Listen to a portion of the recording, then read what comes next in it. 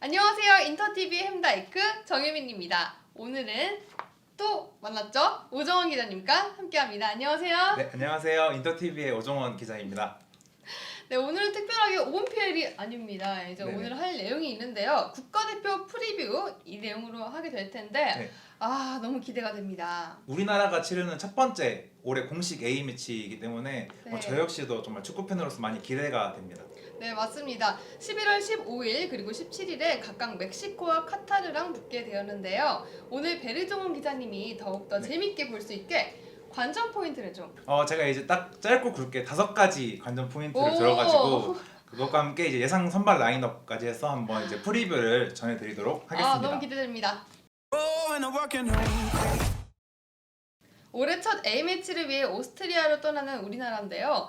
코로나19 영향도 많았죠. 그래서 그런지 좀 다를 것 같은데 어떻게 설명 좀 해주세요.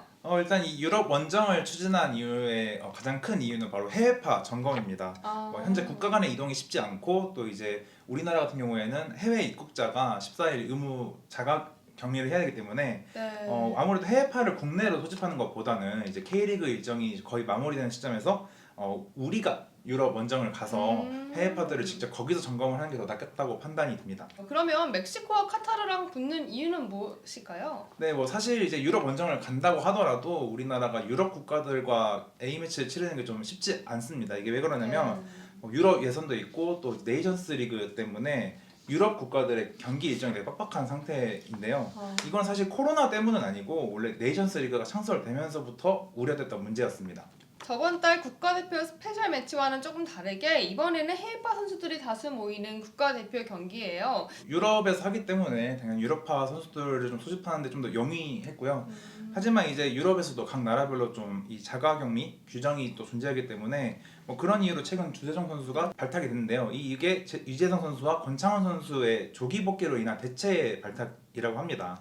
우리가 경기를 치르는 이 오스트리아와 그리고 이재성, 권창훈 선수가 소속된 그 독일 분데스리가 네. 같은 경우에는 코로나 상황으로 인해서 이 격리 기간이 5일 정도 더 늘어나기 때문에 이런 부분을 고려해서 이재성, 권창훈 선수가 조기 복귀를 하고 대신 주재성 선수가 발탁된 것으로 보입니다.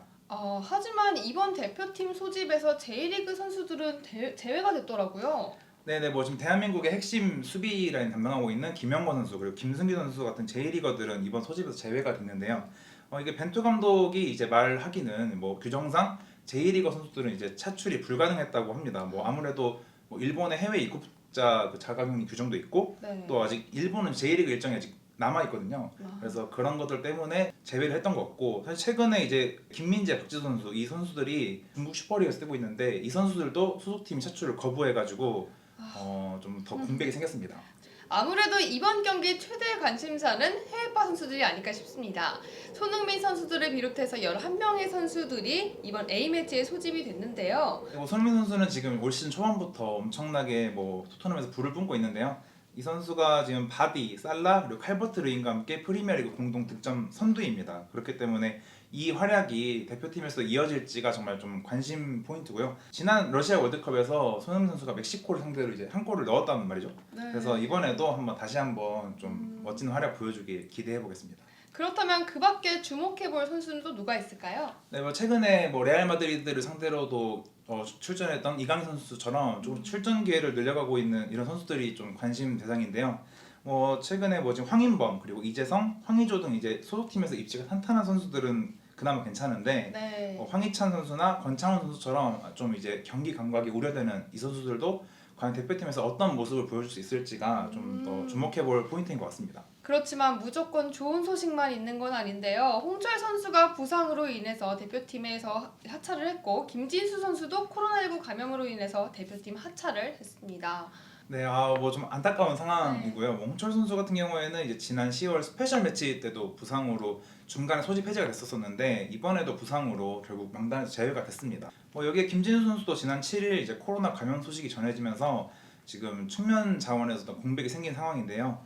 이제 김진수 선수의 소속팀인 알 나스르의 경우에는 원래 기존에도 선수랑 코칭 스태프가 총 14명의 확진자가 있었는데 이번에 김진수 선수를 포함해서 최근 6명이 추가로 양성 반응을 보이면서 팀이 완전히 폭파된 상황이고요. 이제 지금 이 선수들의 대체자는 이주영 선수 그리고 정승현 선수이고요. 모처럼 이제 공식 A매치를 치르게 됐는데 온전한 전력을 갖추지 못하게 돼서 좀 아쉽습니다. 네, 그리고 기자님, 이번 경기는 또 연령별 대표팀에서 올라온 선수들이 몇몇 있었는데요. 그 중에서 에이스 역할을 했던 엄원성 선수가 있습니다. 첫 A매치 대표팀이에요. 일단은 엄원상 선수가 이제 올해 프로 2년 차를 보냈는데 확실히 진화된 모습을 보여줬습니다. 뭐 아무래도 20세 이하 월드컵 같은 이제 국제 대회를 치르면서 좀 경험치가 쌓였다는 생각이 드는데요. 엄원상 선수가 이제 지난 시즌 K리그 2에서는 총 16경기에 출전해서 2골을 넣었어요. 근데 이제 올 시즌 일부로 올라왔던 이제 2020년에는 23경기에 출전해 7골 2도움을 기록했습니다. 그래서 송민규 선수와 함께 강력하게 그 영플레이어의 상의 후보로도 거론되기도 했습니다. 자, 그럼 기자님이 예상하는 베스트 11 꼽아주시겠어요? 네, 일단은 제가 이번만큼은 좀 벤투 네. 감독의 그 마음이 이입이 돼가지고 한번 예상을 해보도록 하겠습니다. 저 같은 경우에는 이제 4-1-4-1 포메이션을 예상해보도록 하겠습니다. 그래서 최전방에는 우리 또 황의조 선수가 황의조 위치하고요. 선수. 네. 그 다음에 이제 좌우 측면에 손흥민 선수와 나상호 선수. 이제 아무래도 손흥민 선수가 당연히 에이스고 또 그쵸. 나상호 선수는 벤투에 떠오르는 황태자이기 때문에 저는 충분히 가능하다고 생각이 들고요. 네. 그리고 이선 공격형 미드필더의 황인범 선수와 남태희 선수를 예상해보도록 하겠습니다. 네. 이 선수들은 벤투 감독 체제에서 많이 나왔던 선수이기 때문에 이 역시 좀 되게 무난한 선택이라고 할 수 있겠고요. 그리고 수비형 미드필더로 정우영 선수. 네, 그리고 너무 포백의 좋아요. 이주영, 권경원, 그리고 정승현, 김문환 선수 이렇게 하고 골키퍼는 우리 비현우, 조현우 골키퍼를 한번 예상해보도록 하겠습니다. 네, 이렇게 오정환 기자님과 함께 베스트 11 그리고 국가대표팀의 5가지 핵심 포인트까지 알아봤습니다.